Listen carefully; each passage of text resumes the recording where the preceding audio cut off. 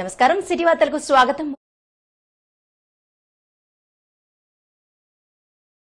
భద్రాద్రి కొత్తగూడెం జిల్లా ఎన్నికల బాండ్ల వివరాలను బహిర్గతం చేయడంలో సుప్రీంకోర్టు ఆదేశాలను ధిక్కరించిన ఎస్బీఐ చైర్మన్ను వెంటనే అరెస్టు చేయాలని కోరుతూ కొత్తగూడెం ఎస్బీఐ మెయిన్ బ్రాంచ్ ఎదుట సిపిఎం పార్టీ ఆధ్వర్యంలో నిరసన తెలిపారు.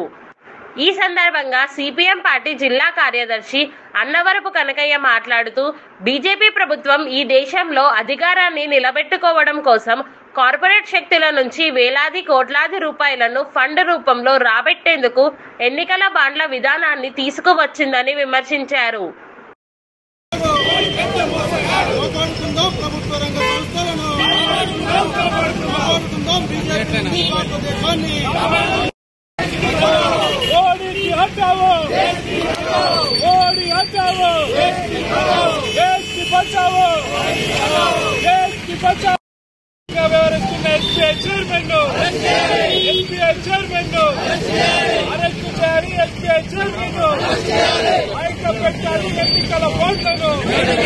ఎన్నికల బాండ్ల వివరాలను ఎన్నికల భాగవతాన్ని ఎన్నికల బాండ్ల భాగవతాన్ని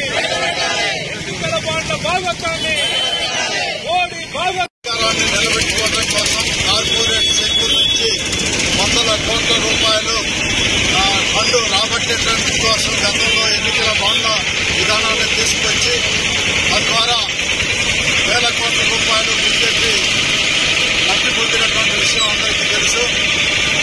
కార్పొరేట్ శక్తులు ఎవరైతే ఎస్బీఐ ద్వారా ఎన్నికల బాండ్లు కొనుగోలు చేసి ఆ రకంగా బీజేపీకి అధిక మొత్తంలో ముట్ట చెప్పినటువంటి పద్ధతి అనేటటువంటిది ఉంది.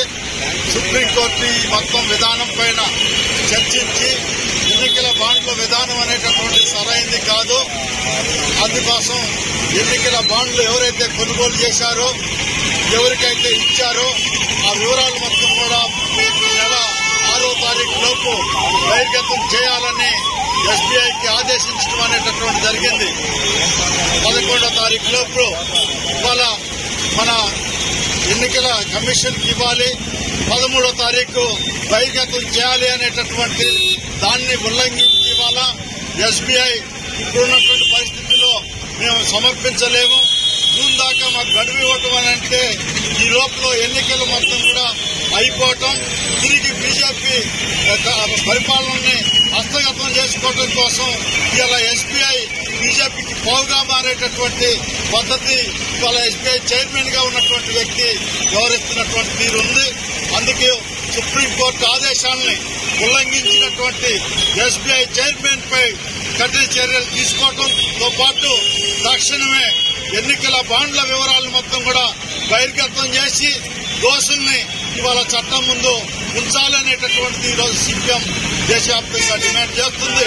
తక్షణమే సుప్రీంకోర్టు జోక్యం చేసుకుని అవసరమైతే బాండ్లు బహిర్గతం పరిచేదాకా ఎన్నికల షెడ్యూల్ ని కూడా వాయిదా వేయించాలనేటటువంటిది ఈరోజు సిపిఎం డిమాండ్ చేస్తుంది. తక్షణమే మోడీ కార్పొరేట్ శక్తుల నుంచి దోసుకున్నటువంటి డబ్బును మొత్తం కూడా ఈ రోజు ప్రజల ముందు ఉంచాలని వాళ్ళ సిపిఎం దేశ ప్రజల ముందు డిమాండ్ చేస్తుంది.